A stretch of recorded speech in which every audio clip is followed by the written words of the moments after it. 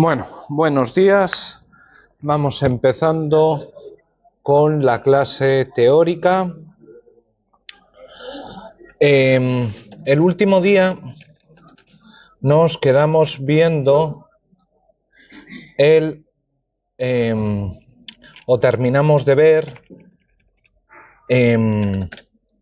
el concepto de soft law y también vimos la relevancia jurídica del soft law.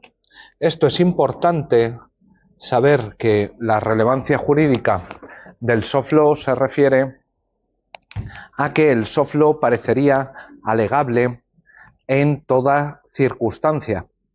¿Por qué? Porque admitimos que existe un consenso respecto de que al provenir de autoridades institucionalizadas,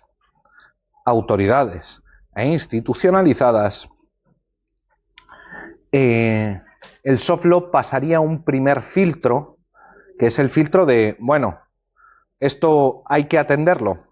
Y la respuesta es que sí. Tenemos que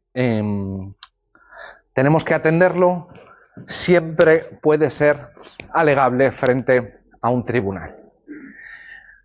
Y aunque vimos en la parte C, en 2.3.2c, la noción de efecto jurídico indirecto del soft law, tenemos que volver sobre él porque nos dejamos algunas cosas y porque merece un tratamiento separado, diferenciado.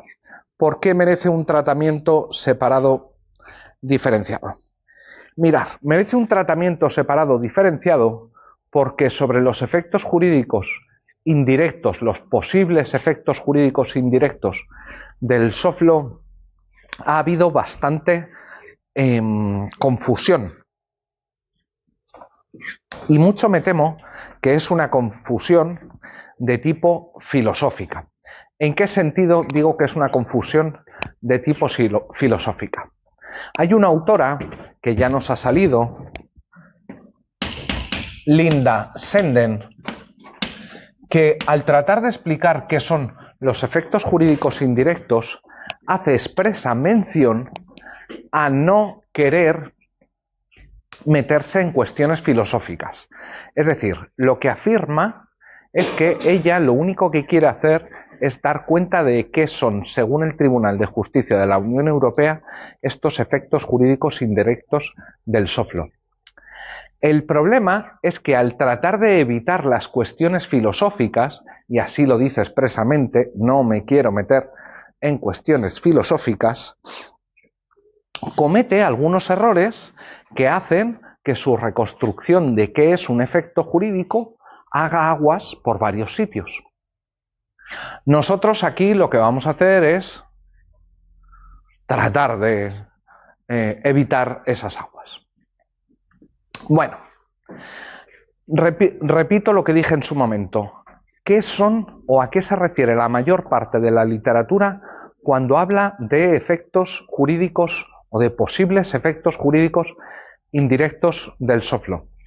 Pues mirar, a lo que se refiere básicamente es a que en ocasiones el legislador hace remisión a instrumentos de soft law, a que en ocasiones en un tratado internacional se hace una remisión al soft law, a que en ocasiones los jueces deciden de manera conforme a soft law, o que en ocasiones en un contrato se introducen cláusulas de soft law.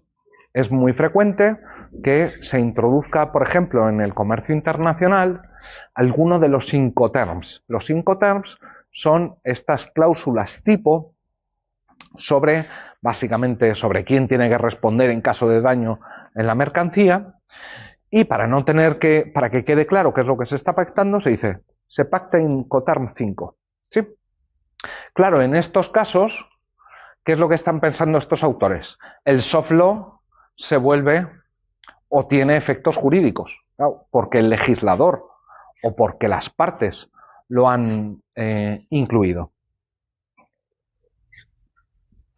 Lo que pasa es que si uno o cuando estos autores se ponen a especificar cuáles serían esos efectos jurídicos indirectos, en qué consistirían, pues empiezan a decir cosas que empiezan a resultar un poco extrañas.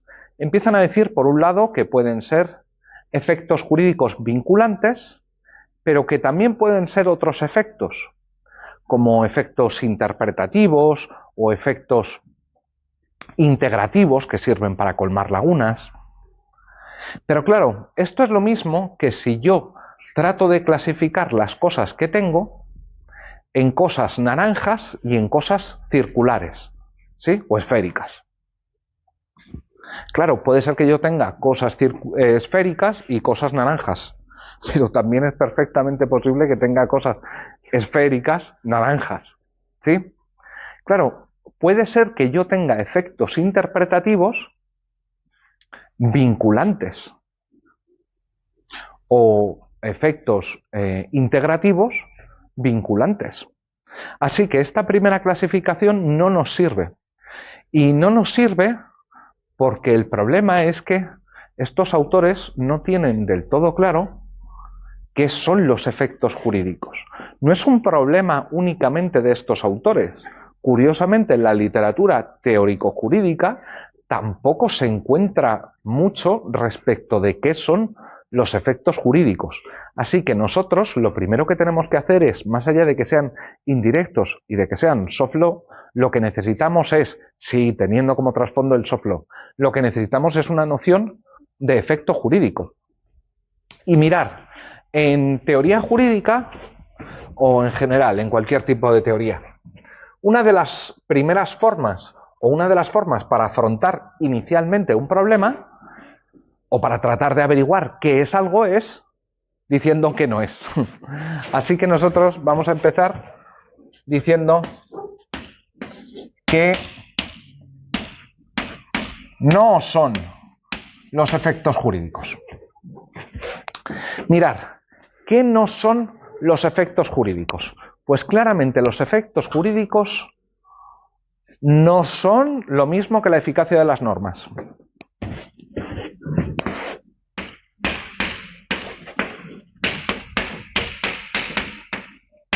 Sin embargo, eficacia es un término con múltiples significados en el ámbito jurídico. ¿Qué es lo que estoy queriendo decir aquí con eficacia? Eficacia, me estoy refiriendo a eficacia en sentido empírico, que la gente cumpla con la norma o directivo no normativo. Cumplimiento por sus destinatarios.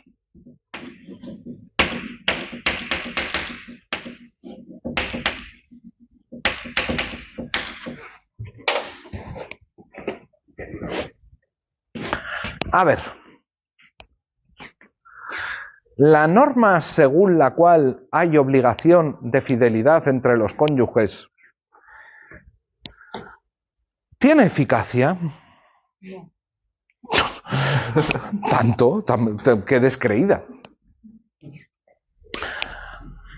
Bueno, pero incluso aunque fuésemos muy pesimistas y pensásemos que todo el mundo todos los casados se ponen los cuernos entre sí, esto no implica que no tenga efectos jurídicos la norma.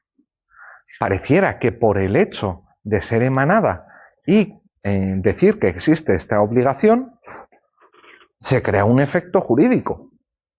¿Sí? El hecho de que una ley sea sumamente desobedecida, yo qué sé, la prohibición de defraudación al fisco, ¿tiene efectos jurídicos?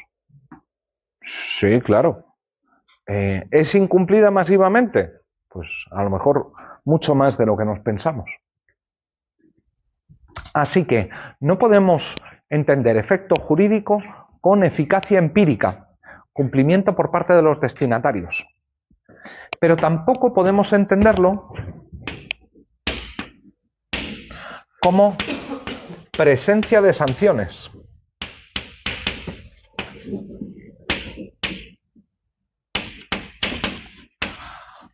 ¿Por qué? Porque nosotros ya sabemos que hay normas prescriptivas que carecen de sanción. Por ejemplo, la obligación del rey de firmar las leyes, de refrendar las leyes. ¿Tiene efectos jurídicos? Sí, claro, tanto que si no las firma, no pueden seguir publicadas. ¿Hay sanción prevista? No, en absoluto. Así que decir efecto jurídico no puede ser decir que no podemos decir que las normas que tienen efecto jurídico son aquellas que tienen previstas sanciones frente a su incumplimiento. Mirad, os pongo un caso personal. Cuando salió publicada en el BOE mi nombramiento, ¿sí? ¿Alguna sanción prevista? No, gracias a Dios. No es que fueran a castigar a nadie por que yo saliese de funcionario. ¿Efectos jurídicos? Sí, claro. Paso a tener el estatus de funcionario. ¿Sí? De momento tenemos dos cosas que sabemos que no son. Vamos a ir con dos cosas que pueden ser.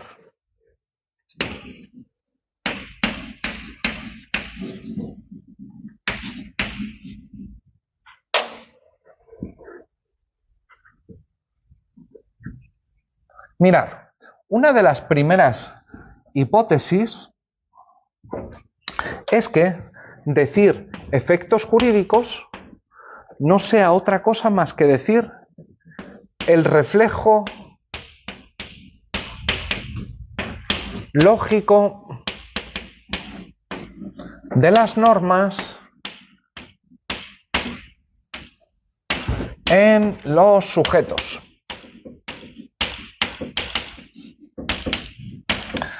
A ver, ¿tenéis clara la diferencia entre derecho en sentido objetivo y derecho en sentido subjetivo? Tengo derecho a libertad de expresión, el derecho español. Bueno, lo que dirían esta posición es que los efectos jurídicos no son nada más y nada menos que el reflejo lógico ¿de qué? De una norma de carácter objetivo, de una norma jurídica de carácter objetivo. De este modo, claro, si nosotros decimos que Arturo tiene una, yo qué sé, la obligación de hacer el examen, es porque existe una norma del derecho objetivo que establece que hay que hacer un examen. ¿Sí? O si todos los estudiantes tienen derecho a hacer el examen, Pilar tiene derecho a hacer el examen. ¿Sí? Bueno, esta es una idea interesante porque nos resuelve un gran problema. Decir que una norma tiene efectos jurídicos quiere decir únicamente, bueno, que supone que los sujetos tienen un cambio en sus posiciones jurídicas individuales. Ahora tienen un derecho, ahora tienen una obligación, tienen una potestad o tienen una inmunidad. ¿Sí? Esta opción es atractiva porque es sencilla y parece resolver bien el problema. Los efectos jurídicos no serían nada más que el efecto que produce que se dicte una norma de derecho en sentido objetivo. ¿Sí?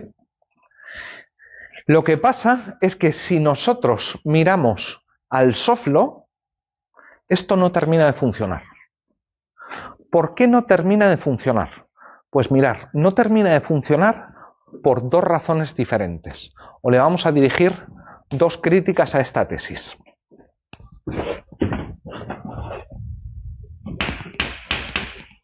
La primera de ellas, ¿cuál es?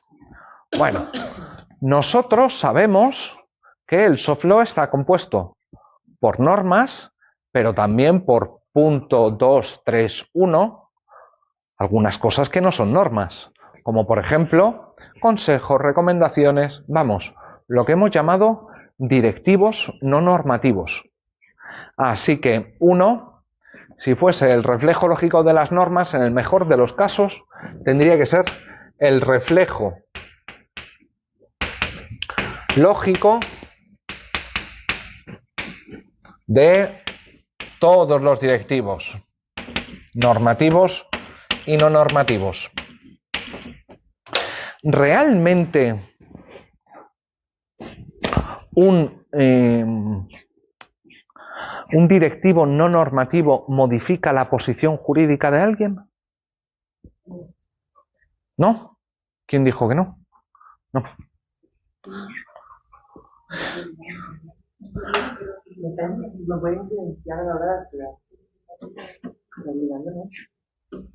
Te pongo el siguiente caso. Pongamos que ya eres abogado, litigante, y tienes, para tu desgracia, un cliente que te denuncia por mala praxis. ¿Vale? Que yo sepa, en Murcia no hay código de conducta en el Colegio de Abogados. O pongamos que no lo hay, o que el caso del que se te acusa no lo hay. Sin embargo, si te vas al código de conducta del Colegio de Abogados de Andalucía, sí hay. La pregunta es, ¿el hecho de que el código de conducta del Colegio de Abogados de Andalucía sí lo diga, cambia en algo tu posición? No te está obligando a nada. Puede ser utilizado para decir, no, mire, usted incumplió estándares. Tal vez el de Murcia no diga nada. De esto es de lo que estamos hablando. No estamos hablando necesariamente de que vincule, pero ¿modifica de algún modo tu posición? Pero la segunda crítica es, bueno, esto lo estamos diciendo dentro del ordenamiento jurídico español, o si queréis, si el caso del Código de Conducta del Colegio de Abogados nos convence, pongo un ejemplo más claro. Crisis de cribados de cáncer, ¿vale? El problema que está habiendo en Andalucía, no sé si sabéis que en Madrid ha salido también. Imaginaros por un momento que tenemos o teníamos un informe de hacía 2 años del Defensor del Pueblo que ya estaba alertando sobre el problema. Pregunta, ¿cambia la posición jurídica de los responsables el haber tenido en la mano este informe?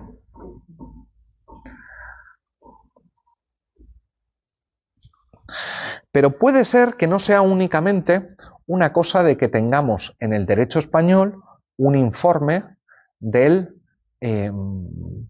Defensor del Pueblo. Imaginaros por un momento que sois médicos, ¿vale?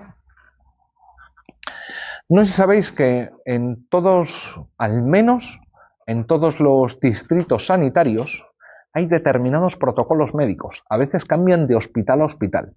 ¿Qué quiere decir o qué son estos protocolos médicos? ¿Qué es lo que tienen que hacer los médicos si a ti te da un perrengue? A veces cambia, ¿eh? El protocolo médico en Navarra que aquí en Murcia o en Cádiz. Y ahora imaginaros que sois un médico o una médica que se enfrenta a una persona, se encuentra con la situación de una persona a la que le ha dado un infarto cerebral. Y tú no te crees tu propio protocolo, el protocolo que te rige. ¿Por qué? Porque has leído el último protocolo que ha sacado la Organización Mundial de la Salud para afrontar los casos de infarto cerebral. La pregunta es, ¿cambia nuestra posición jurídica el hecho de que no es que yo no haya seguido ningún protocolo, he seguido el de la Organización Mundial de la Salud? Si nosotros aceptamos que hay una diferencia entre no seguir ningún protocolo y seguir el protocolo de una norma perdón, de un directivo de soft law que claramente no es vinculante, si existe una diferencia entre no seguir ningún protocolo y seguir el de la OMS, entonces lo que tenemos es que hay posiciones jurídicas que son modificadas por cosas que no son parte del derecho objetivo. Es decir, cosas que no pertenecen al ordenamiento jurídico español pueden modificar mi posición dentro del ordenamiento jurídico español. No es desde luego que el protocolo de la OMS sea derecho español. No, de ningún modo. Pero el hecho de ser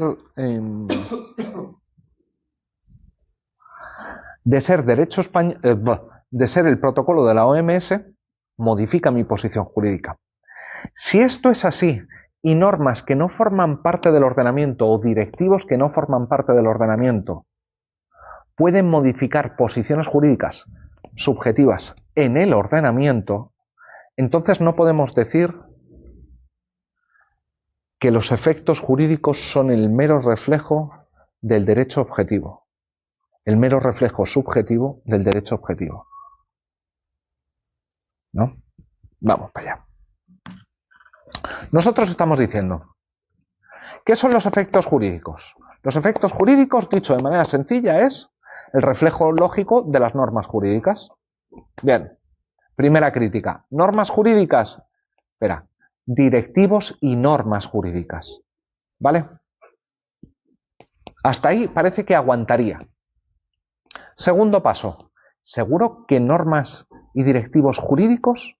¿Puede ser que un directivo no jurídico, pero de soft law, modifique una posición jurídica interna?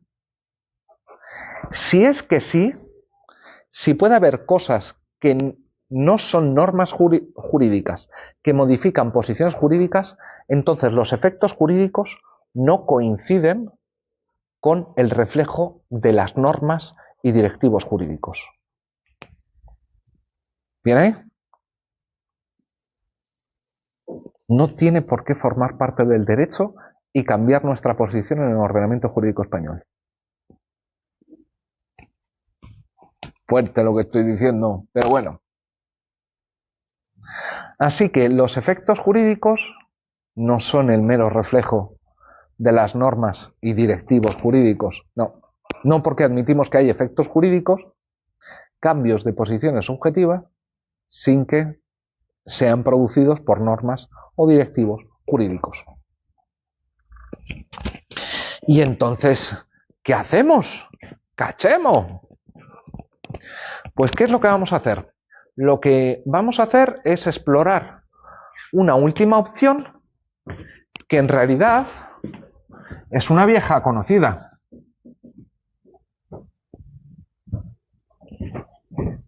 ¿En qué sentido? Pues que vamos a comprobar si los efectos jurídicos pueden ser considerados como simplemente el reflejo de la relevancia normativa o de la relevancia en general. Os recuerdo, ¿qué quiere decir que algo sea relevante o que una norma sea relevante? Decir que una norma o que un directivo es relevante no quiere decir que sea vinculante. Puede ser otras cosas además de vinculante, también vinculante. Pero decir que algo es relevante es que afecta la justificación de una decisión judicial. Si afecta la decisión judicial es porque cuenta. Decir que algo tiene efectos jurídicos no quiere decir solo que sea vinculante, sino únicamente que cuenta. Decir que un directivo tiene efectos jurídicos no lo podemos limitar a que sea vinculante. Lo tenemos que limitar a que esto sería un argumento aceptable frente a un tribunal. No digo un argumento ganador, digo un argumento que el juez estaría dispuesto a mirar el membrete y decir, no, si esto viene de la Organización Mundial de la Salud, vamos a leerlo. Es una razón al menos contribuyente. No digo que gane, digo que... Así que para nosotros los efectos jurídicos van a ser el efecto subjetivo de la relevancia normativa. ¿Sí? Vamos a decir que algo tiene efectos jurídicos cuando es relevante, y cuando es relevante, cuando cuenta para justificar una determinada decisión. No que cuente como condición necesaria, puede contar como condición necesaria, necesaria suficiente, suficiente o meramente contribuyente. ¿Sí?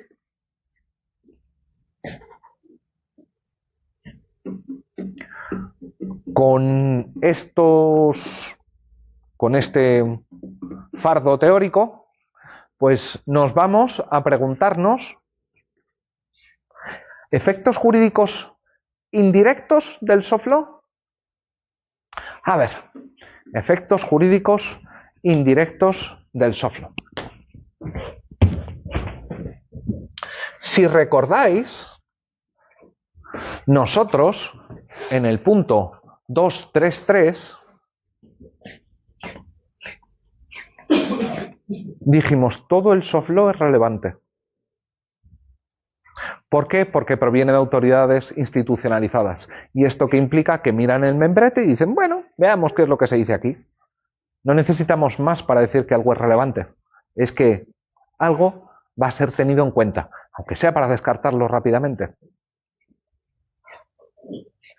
Pero nosotros también sabemos que en el punto 232 vimos que había determinados instrumentos de soft law que eran considerados inmediatamente no relevantes, sino vinculantes, y que de hecho vimos aposta o vimos específicamente la doctrina del Tribunal de Justicia de la Unión Europea del valor incidental del soft law, que hay veces que el soft law no es que tenga efectos jurídicos, es que es considerado directamente vinculante.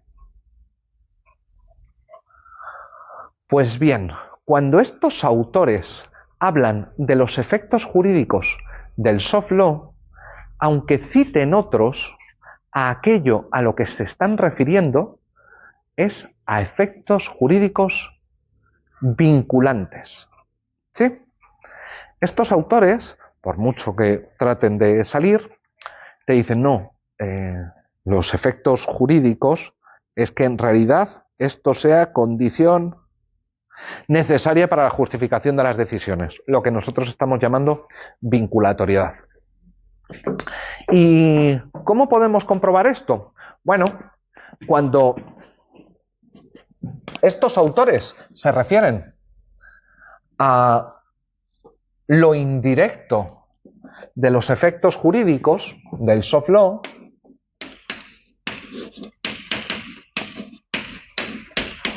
¿a qué se refieren? Mirar, se refieren principalmente y sobre todo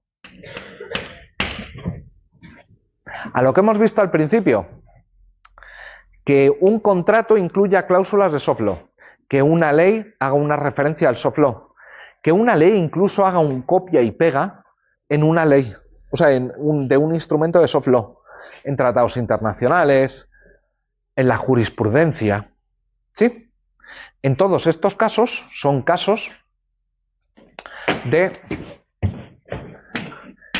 efecto jurídico indirecto. ¿Por qué?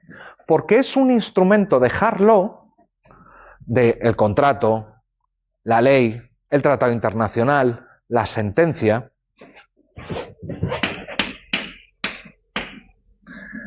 el que menciona, refiere, copia al soft law. Claro, si uno piensa que instrumentos como la ley,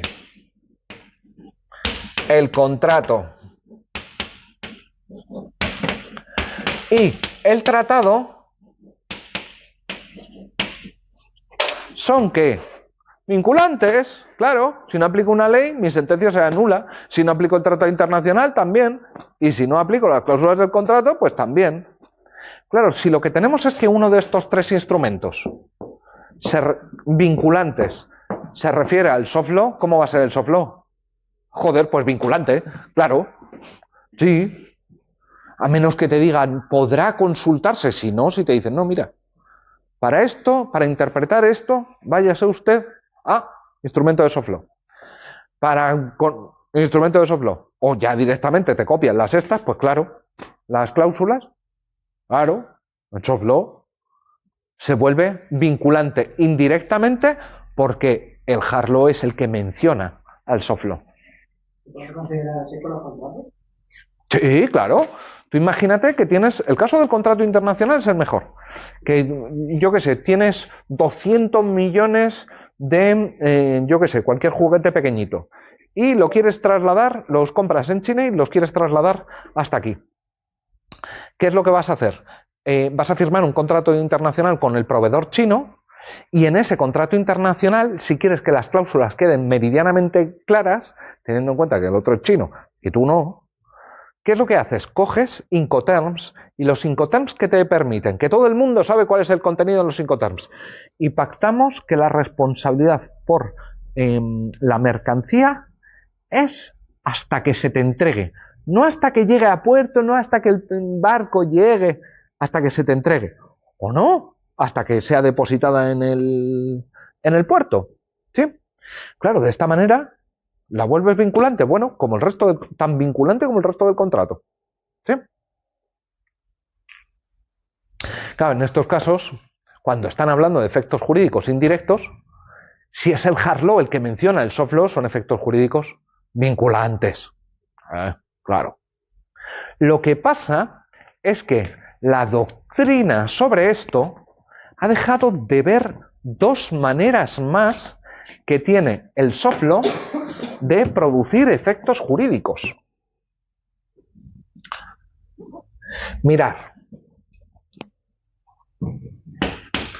Nuestro segundo caso, para que haya efectos indirectos, es que no sea el hard law el que mencione el soft law, sino lo contrario. Es el soft law el que menciona al hard law. ¿Y cómo puede ser esto posible? Mirad, hay una cosa que se llama Comité Zanger.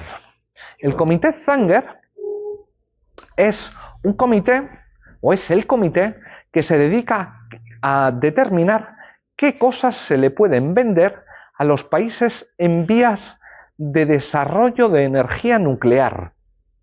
¿Sí? Te dicen, uranio enriquecido, no.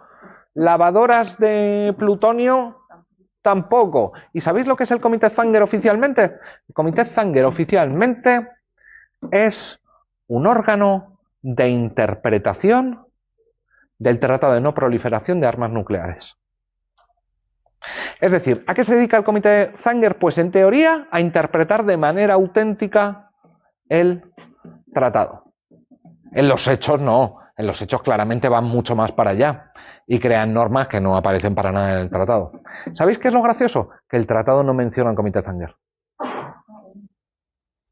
No lo menciona. Pero el Comité Zanger, claro, hace continuas referencias a esto, para aburrir. Otro caso. Hay muchas veces que lo que se crean son o bien tratados internacionales o bien leyes nacionales que lo que hacen es fijarte a veces una serie de objetivos tal vez un poco genéricos. Pero, sin embargo, surge un documento, guía, buenas prácticas, protocolo, modo de cumplimiento, que lo que te hacen es establecer qué acciones o cuáles son las acciones que van a ser consideradas como actos de cumplimiento del tratado o ley nacional. Es decir, hay veces que la ley o el tratado internacional no prevé este otro documento, pero este otro documento de soft law sí hace referencia al de hard law. De hecho, hay veces que se considera que lo que hay que cumplir no es el tratado o la ley, sino el protocolo, porque es lo que viene a determinar las condiciones de cumplimiento. ¿Esos efectos jurídicos son indirectos? Bueno, lo que está diciendo es, no es que estés cumpliendo soft law, es que si cumples soft law, cumples hard law. Porque yo mismo te estoy diciendo que en realidad estoy especificando. Pero hay un tercer caso más simpático.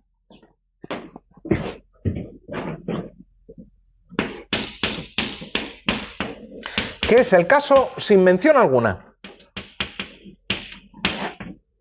Para este caso me gusta poner un ejemplo de México.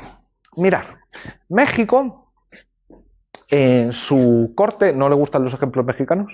No, esto estuve el otro día con un amigo que estaba con una mexicana en la escuela. Mira. Y una pregunta, ya que estás. ¿Por qué conoces el comité de sangre? Porque soy un tío curioso. Ya, pero... ¿De dónde? ¿Que de dónde me lo saco? Pues de la literatura, de leer cosas sobre soft law. Aparece mencionado el comité de Zanger y sin más. No es que me haya ido yo a buscar comités así, tipo explorador. Hay un caso más curioso. La Corte Suprema de México lleva dictados 11 protocolos.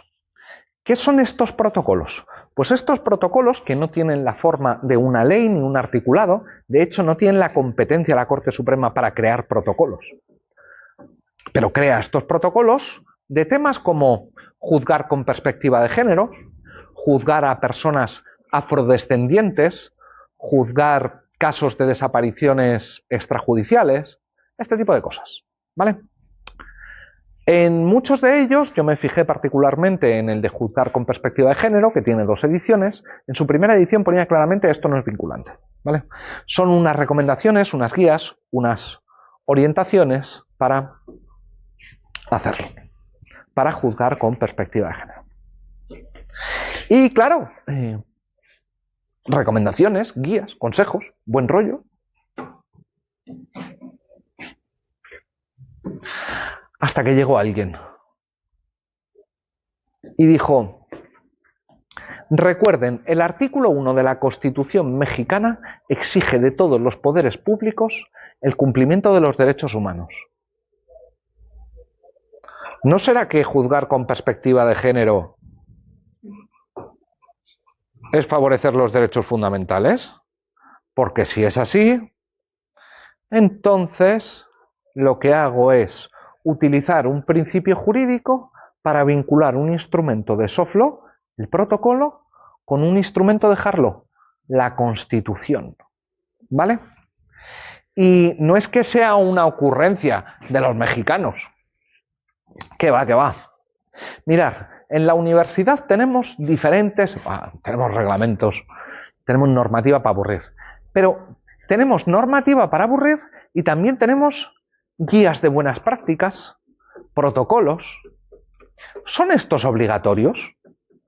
A ver, uno podría pensar, joder, teniendo a su disposición el decreto rectoral o un reglamento, si hubiese querido que fuese vinculante, te saca un reglamento o un decreto rectoral.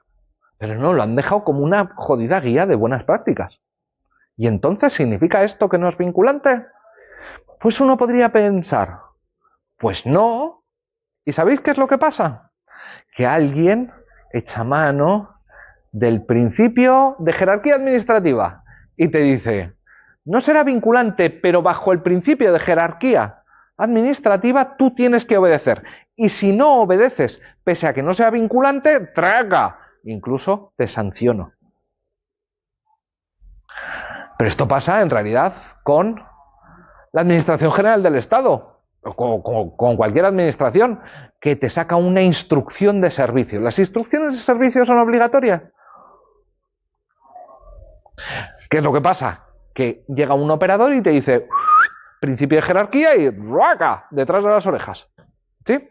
Son indirectos porque aquí lo que se hace en todos estos casos es recurrir al hard law, bien porque el hard law menciona el soft law menciona el hard law, o bien porque en un acto de creación jurídica, de construcción jurídica, ¿os acordáis que hablábamos de normas implícitas, normas de construcción jurídica? Bueno, este es un caso claro de construcción jurídica, porque ¿qué es lo que estás haciendo? Estás haciendo eres tú quien crea una norma de reenvío desde el hard law al soft law. ¿Sí? Tú dices, no, es que dar cumplimiento a los derechos humanos significa dar cumplimiento al protocolo para juzgar con perspectiva de género, a afrodescendientes, lo que queráis. ¿Sí? Mirad, y ya con esto termino esta parte, el soft law, o mejor dicho, dentro de los efectos jurídicos del soft law ha habido clasificaciones a cual más disparatada. Nosotros tenemos un instrumento bien sencillo que nos sirve para dar cuenta de dos tipos de efectos jurídicos. No, de los dos efectos jurídicos. Y es que nosotros sabemos que de efectos jurídicos tenemos los que se refieren al ámbito prescriptivo y las que se refieren al ámbito constitutivo. Nos dicen, no, es que el soft law puede tener efectos jurídicos interpretativos. Efectos jurídicos interpretativos es una forma de efecto jurídico constitutivo. ¿Os acordamos que cuando vimos las normas de tipo constitutivo vimos las de interpretación? ¡Gao! Que lo que estamos haciendo es determinar la responsabilidad. Las normas de velocidad recomendada o los carteles de velocidad recomendada. Prescriptivo. No nos tenemos que complicar, nosotros tenemos una categoría que esta nos sirve. ¿Afecta al mundo prescriptivo al punto, o al mundo constitutivo?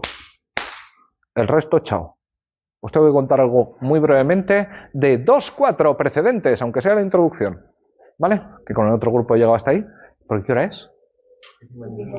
Ahí 55. Vale. ¿Dudas sobre el soft law? Venga, os cuento dos cosas sobre precedentes. ¿Alguien sabe lo que son los precedentes? Así a bote pronto. ¿La jurisprudencia es lo mismo precedentes que jurisprudencia? No. ¿Y qué son cada uno entonces? Así, me vale de barra de bar por el momento. Vale, pero ahí, David, lo que nos estás diciendo es que se puede tener en cuenta. ¿Pero qué es lo que podemos tener en cuenta? ¿Puede tener o no se puede tener en cuenta? ¿Pero qué es lo que se puede o no tener en cuenta? Cosas que se han decidido en órganos jurisdiccionales. Básicamente, sentencias. ¿Sí? Los precedentes son sentencias que pueden ser vinculantes para casos posteriores. ¿Cuál sería la diferencia entre jurisprudencia y precedente? La jurisprudencia es más uniforme. Bueno, tenemos casos de precedentes muy repetidos. Por ejemplo, Brown versus Board of Education es el caso con el que se termina con la discriminación racial en los colegios de Estados Unidos. Y ya te digo yo que eso ha sido repetido ad nauseam.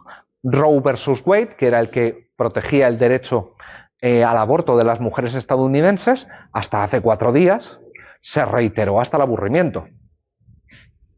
Mirad, se ha escrito mucho sobre las supuestas diferencias entre jurisprudencia y precedentes. Una de ellas era por donde estaba indicando David. La jurisprudencia tiene que ser reiterativa, precedentes valen solo uno. Mirad, yo creo que la diferencia entre jurisprudencia y precedente está un poco en el background que tenemos. Los precedentes siempre se han considerado como un producto de la cultura jurídica angloamericana, sobre todo anglo. Los precedentes nacen alrededor del 1200 en Inglaterra, después de en realidad antes, después de las invasiones normandas. Mientras que nuestra jurisprudencia, ¿sabéis dónde nace nuestra jurisprudencia? ¿El recurso de casación? Mira, el recurso de casación es uno de los hitos. ¿Por qué es uno de los hitos? Porque con el recurso de casación, muy bien, Arturo. Perdón, Adrián, disculpa. ¿Por qué? Porque tras la codificación, ¿qué pasó en la codificación de los ordenamientos de Civil Law? Pues lo que pasó en la codificación de los ordenamientos de Civil Law es que eran producto de procesos revolucionarios o posrevolucionarios. Y en estos procesos postrevolucionarios, en la que nos habíamos dedicado o se habían dedicado a cortar algunos cuellitos, a separar cuellitos de cabezas o cuerpos de cabezas, ¿qué pasó? Pues pasó que de repente teníamos un pueblo con muchas ganas de cambiar las cosas y una serie de jueces que venían del antiguo régimen, que eran nobles, eran gente de la nobleza, y se fiaron de ellos esto o menos que nada. ¿Y qué pasó al fiarse menos o nada? Pues que en los procesos de codificación lo que hicieron fue, en la lista de fuentes del derecho, la jurisprudencia ni está ni se le espera. Es decir, o directamente la ignoramos, no la mencionamos, o decimos que es una fuente auxiliar, secundaria, hasta que se encuentran con el marronazo de que los jueces empiezan a interpretar de manera diferente los textos legales. Y para eso, como dice Adrián, surge el Tribunal de Casación, para decirle a la gente, a los jueces, cómo deben interpretar la ley. Lo que pasa es que como los jueces no crean derecho, separación de poderes, como no nos fiamos de los jueces, decimos que los jueces no crean derecho. Por tanto, la jurisprudencia es únicamente fuente auxiliar, orientativa. Nos vamos animando y terminamos aceptando que la jurisprudencia del Tribunal Supremo sí puede ser vinculante. Mirar, precedentes y jurisprudencia pueden ser o extremadamente vinculantes o muy poquito vinculantes. Las diferencias entre los sistemas de civil law y los sistemas de common law, en este sentido, son mínimas.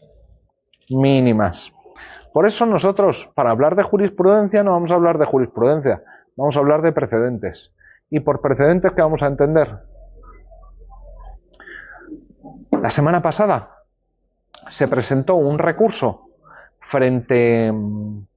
porque el padre de una persona mayor de edad había solicitado recurrir la decisión de su hijo de pedir la eutanasia. El Tribunal Supremo ha aceptado a trámite la causa por su valor casacional. En la ley no pone nada de que haya otras personas que tengan capacidad para recurrir. Así que, tanto si dice que no hay competencia como si dice que sí, el Tribunal Supremo lo que va a hacer es crear una norma. Construcción jurídica.